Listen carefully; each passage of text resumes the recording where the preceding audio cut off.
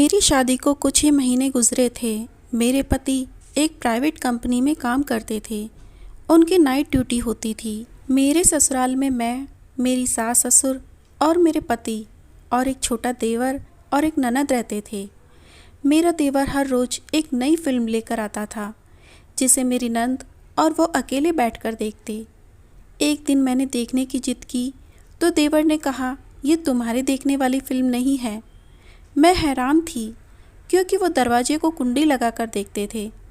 मैं रात में ऐसे भी बोर हो जाती थी क्योंकि मेरे पति सुबह आते थे और तब तक मैं कमरे में अकेली रहती थी। मेरा देवर और ननद दोनों ही मुझसे बहुत कम बात करते थे। देवर जब भी रात को घर आता कोई ना कोई फिल्म की सीडी जरूर लाता था और फिर मेरी ननद और देवर दोनों कमरा बंद करके बैठ जाते थे। मेरे ससुराल में एक ही टीवी था जो मेरे देवर के कमरे में ही होता था। मुझे उनकी ये हरकत बहुत अजीब लगती थी।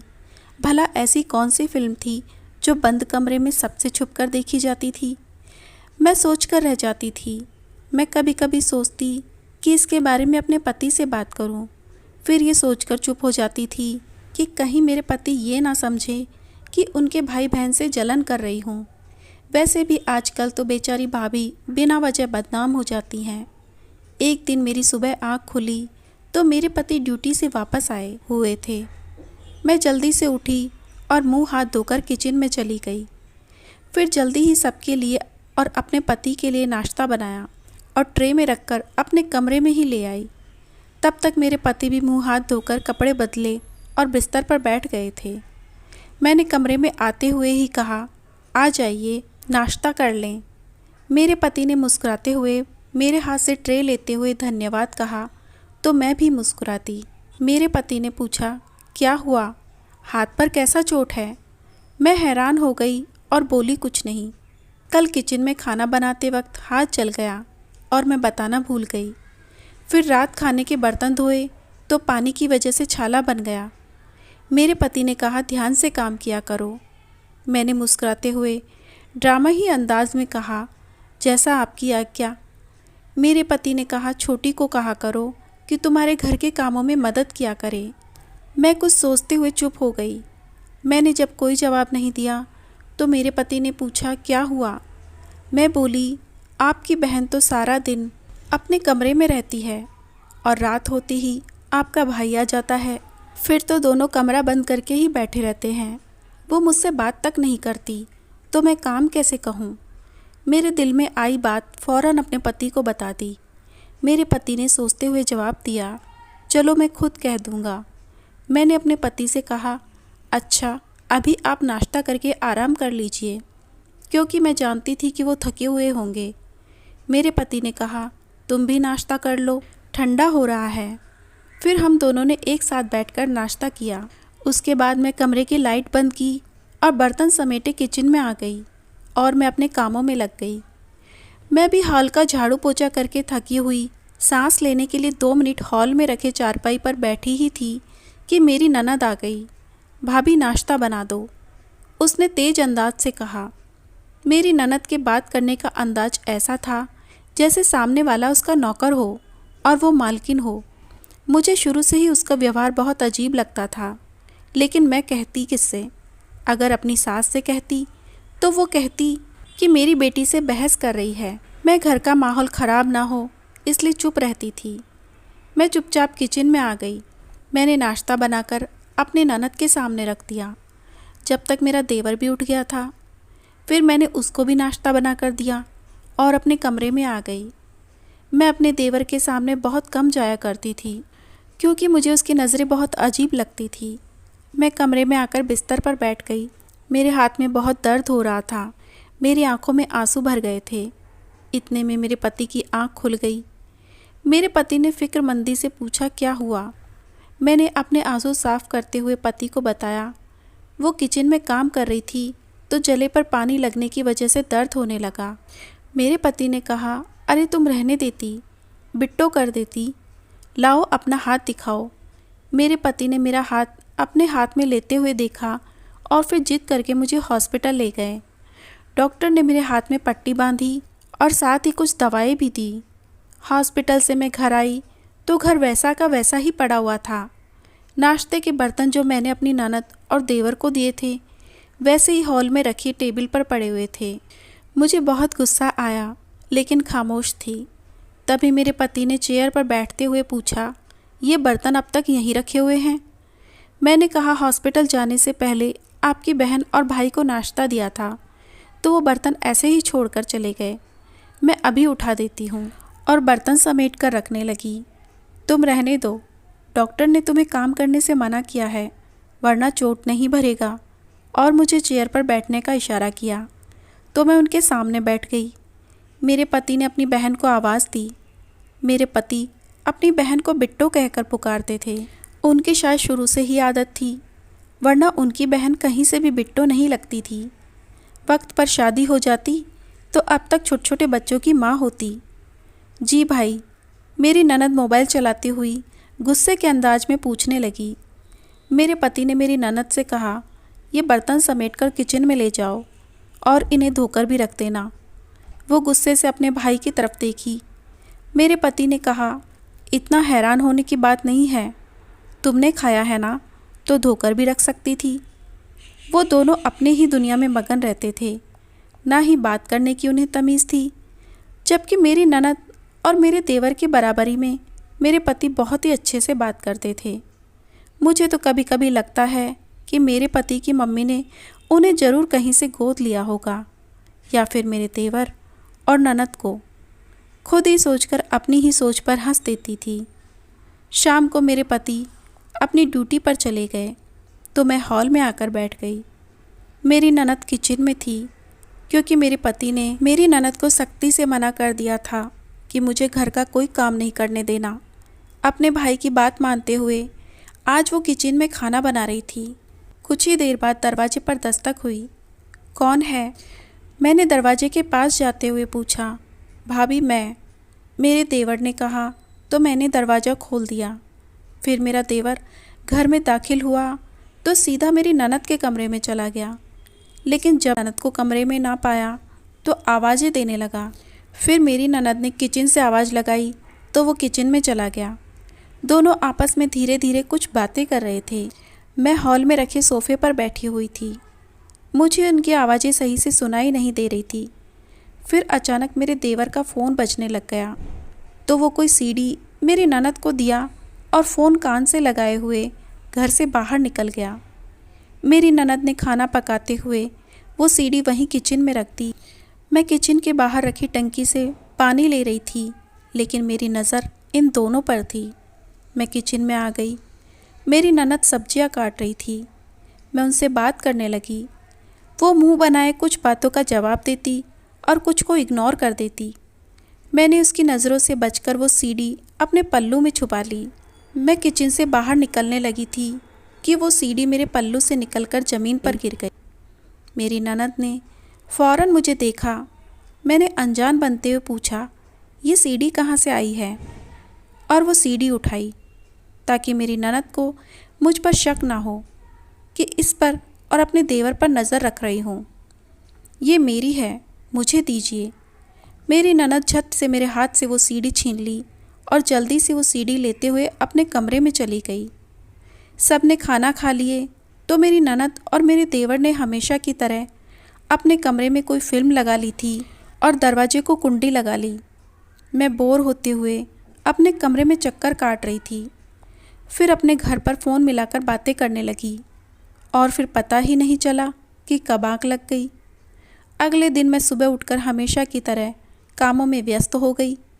फिर काम पूरा करके कमरे में आई तो मेरे पति ने कहा कि जब तक मेरा हाथ ठीक नहीं हो जाता मैं अपने मायके चली जाऊं, ताकि मुझे आराम मिले और हाथ जल्दी ठीक हो जाए। मैं जल्दी जल्दी तैयार हुई और बैग में कुछ कपड़े रख लिए और अपने पति के साथ अपने मायके चली गई। मैं सुबह उठी तो मेरे पति की कॉल आ गई। थोड़ी देर कमरे में उनसे बातें की। वो थके हुए थे, सो गए। मम्मी ने मुझे नाश्ते के लिए बुला लिया। मैं नाश्ते के लिए हॉल में आ गई। मम्मी टेबल पर नाश्ता लगा रही थी। फिर हम सब ने एक साथ नाश्ता किया। मैं धीरे से बर्तन समेटने लगी। मेरी बहन ने मुझसे कहा, अरे दीदी बैठे रहो, ये काम तो मैं कर लूँगी। मैंने कहा, वहाँ भी तो करती हूँ ना, यहाँ भी कर लूँगी। मेरी बहन ने मुस्कुराते हुए कहा, नहीं, कोई ज़रूरत नहीं है। आराम के लिए आई हो तो आराम करना, वरना जीजाजी क्या कहेंगे कि मेरी सास और साली ने मेरी पत्नी को आराम भी नहीं करने दिया और मेरे हाथ से बर्तन लेकर किचन में चली गई। मैं अभी वहीं ऐसे ही बैठी हुई थी कि अचानक दरवाजे पर दस्तक हुई। मैंने पूछा, तब मालूम हुआ कि मेरी दोस्त थी जो हमारे ही गांव में रहती है।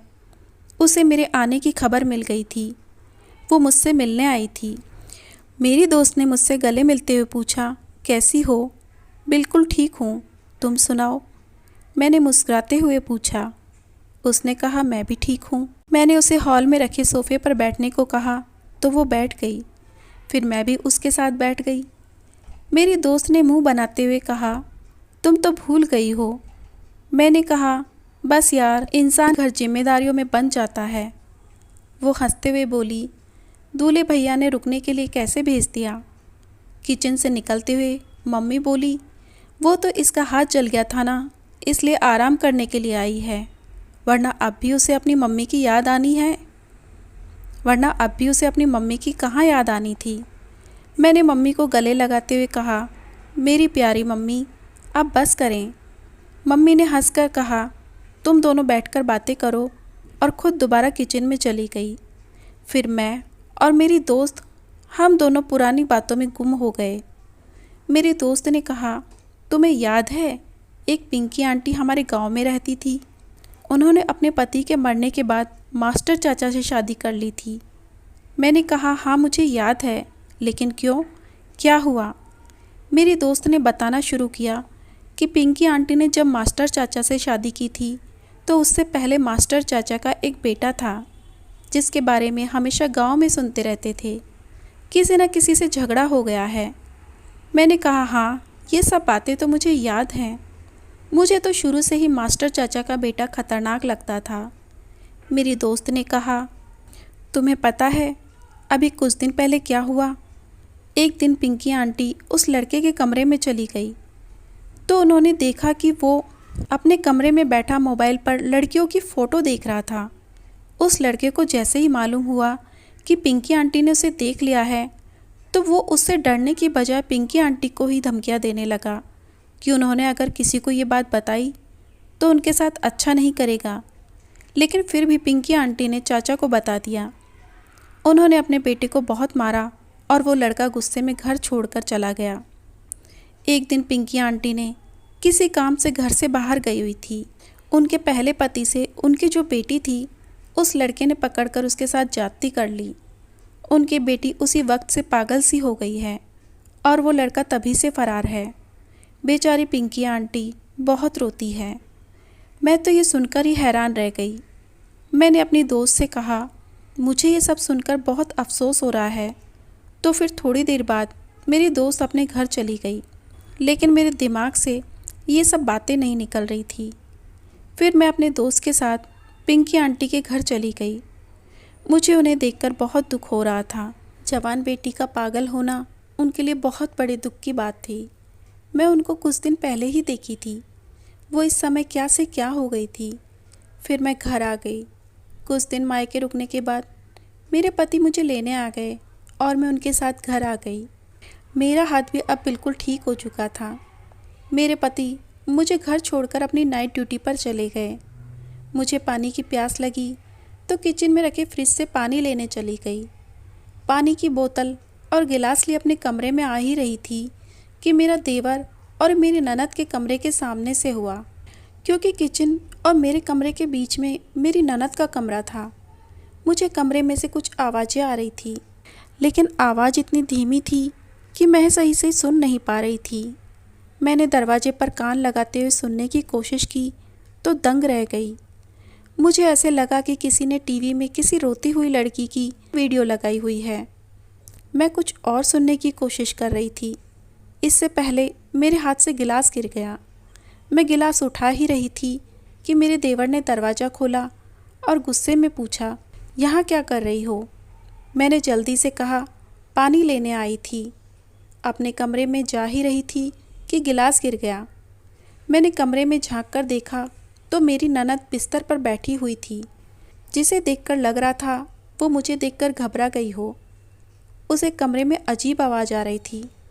मेरी ननद ने मुझे देखकर फ़ौरन टीवी बंद कर दिया। अब खड़ी क्यों हैं? जाएं अपने कमरे में, मेरे देवर ने कहते हुए मेरे मुंह पर ही दरवाज़ा बंद कर दिया। अजीब बदतमीज़ है। मैं मुंह में बड़बड़ाती हुई अपने कमरे में आ गई। बैठी ही थी कि मेरे पति की कॉल आ गई। कुछ देर उनसे बातें करने के बाद मैं सोने के लिए लेट गई। बार बार मेरे दिमाग में अपनी दोस्त की बात घूम रही थी। क्या सच में ऐसा हो सकता है कि मेरी ननद और देवर भी कोई गंदी फ़ोटो या वीडियो देखते हों, तभी तो मुझे नहीं आने देते। वरना ऐसी कौन सी फिल्म हो सकती है जिसको सबसे छुप कर देखा जाए। लेकिन ये तो कितना बड़ा पाप है ना। लेकिन क्या सच में ऐसा ही है या ये सब मेरा वहम है? लेकिन ऐसी कोई बात ना होगी। इन दोनों की आदत ऐसी ही है, सबसे अलग रहने की। तभी तो दोनों मुझसे ज़्यादा घुलते मिलते नहीं हैं और इसलिए ये मुझे अपने साथ फिल्म नहीं दिखाते। लेकिन अब मेरे दिल में बहुत सवाल बैठ गए थे और मुझे समझ नहीं आ रहा कि क्या करूं। ये सब सोचते सोचते मेरा सर दर्द करने लगा था। मैं नींद की दवा लेकर सो गई। सुबह उठी तो हमेशा की तरह वक्त पर मेरे पति नाइट ड्यूटी से आकर सो गए थे। ड्यूटी से उनके आने पर मेरी आँख ही नहीं खुली थी। मैं अपने पति को चादर ओढ़ा दी और स्नान करने चली गई। नहा धोकर तैयार होकर नाश्ता बनाने के लिए किचन में आ गई। नाश्ता बनाया, तब तक मेरे पति भी उठ गए थे। मैंने साथ ही दोनों के लिए नाश्ता बनाया और ट्रे में रखकर कमरे में आ गई। मैं और मेरे पति नाश्ता कर रहे थे, लेकिन मैं अब तक इन्हीं बातों में उलझी हुई थी। मेरे पति ने पूछा, कहाँ गुम हो? तो मैंने सोचा उन्हें सारी बात बता दूँ, लेकिन ये सब मेरा वहम हुआ तो मेरे पति मेरे बारे में क्या सोचेंगे कि मैं उन्हें उनके भाई और बहन के बारे में कितना गलत सोच रही हूँ। मुझे पहले सब कुछ पता करना होगा, फिर किसी से कुछ कहूँगी। मैंने दिल में सोचा और कुछ नहीं कहकर नाश्ता करने लगी। अगली रात मैं उनके आने से पहले ही उनके कमरे में छुपकर बैठ गई। अब मुझे सारी सच्चाई जाननी थी। कुछ ही देर बाद मेरा देवर और ननद कमरे में दाखिल हुए और हमेशा की तरह उन्होंने दरवाजे पर कुंडी लगा ली थी। मैं खामोश सी बैठी हुई थी। मेरे देवर ने अपनी जेब से एक सीडी निकाली और लगाई। मैं फिल्म शुरू होने का इंतज़ार कर रही थी कि क्या सब सच है या सिर्फ मेरा वहम है। आज सब मालूम हो जाएगा। लेकिन जैसे ही उन्होंने फिल्म लगाई, मैं देखकर अपने ही सोच पर शम्स से पानी पानी हो गई। वो फिल्म तो कोई फिल्म नहीं थी, बल्कि किसी जगह की रिकॉर्डिंग थी। देखने से मालूम हो रहा था कि कोई छोटा सा कमरा है जिसमें एक दरवाज़ा है और एक खिड़की नज़र आ रही थी। उसमें बहुत सारे बच्चे थे, जिन सब की उम्र 5-6 साल से 16 साल तक की थी। उसमें लड़के लड़की दोनों थे। वो एक कमरे में पड़े हुए थे। इन्हें देखने से ही मालूम हो रहा था कि जैसे उन्हें बहुत दिनों से पकड़कर यहाँ रखा हुआ हो। इनमें से एक लड़की बहुत ज़्यादा रो रही थी और साथ साथ कह रही थी कि उसकी माँ बीमार है और वो मेरा इंतज़ार कर रही होगी। वो लड़की लगभग 16 साल की थी। उसकी आवाज़ में पहचान गई थी। जिस दिन मैंने कमरे के बाहर से आवाज़ सुनी थी, वो इसी लड़की की थी। मैं तो ये सब कुछ देखकर दंग रह गई। मेरा देवर और मेरी ननद इतने घटिया थे। वो इतना गिरा हुआ काम करते थे, लोगों के बच्चे पकड़कर कैद करते थे। मेरी ननद के पास किसी का फ़ोन आया, वो उनसे बात करने लगी। शायद बच्चे को दूसरी जगह भेजने वाले थे। मेरे देवर ने कहा कल सारे बच्चों को मुंबई में सप्लाई कर देगा ताकि दूसरे बच्चों को रखने के लिए जगह बन सके। और फिर थोड़ी देर बाद वो दोनों सो गए। मैं बिना आवाज़ किए कमरे से बाहर निकली और अपने कमरे में आ गई। वो सब देखकर मेरा दिमाग ही घूम गया था। कुछ समझ नहीं आ रहा था मैं क्या करूं, क्या नहीं। मुझे उन सब बच्चों को बचाना था। मैं सारी रात कमरे में टहलकर जागती रही। जब सुबह हुई, कुछ देर बाद ही मेरे पति आ गए। मेरे पति ने मुझसे पूछा, क्या हुआ, इतनी परेशान क्यों हो? फिर मैंने डरते डरते सारी बातें उन्हें बता दी। पहले तो मेरे पति को ये सब झूठ लगा। उन्होंने मुझ पर भरोसा ही नहीं किया। लेकिन मैंने उनके साथ मिलकर एक उपाय बनाया और उन्हें भी इस रात कमरे लेकर छुप गई। वहाँ की सारी बातें भी रिकॉर्ड कर ली।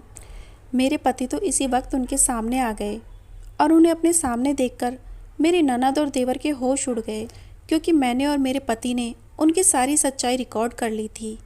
मेरे देवर ने मेरे पति को मारने के लिए एक लोहे का पाइप उठाया तो पाइप वहाँ मौजूद बिजली के तार में लग गया।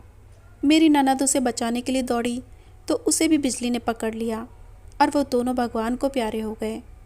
हमने वो रिकॉर्डिंग पुलिस को दे दी और बच्चों को छुड़ा लिया। सारे बच्चों को अच्छे से उनके घर पहुंचा दिया गया।